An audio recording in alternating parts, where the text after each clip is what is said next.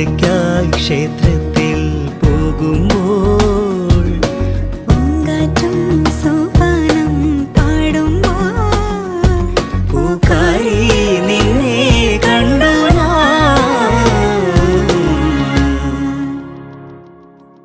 വെൺമതികല ചൂടും വെണ്ണിൻ ചാരുതയിൽ പൂഞ്ചിറകുകൾ നേടി വാനിൻ അതിരുകൾ തേടി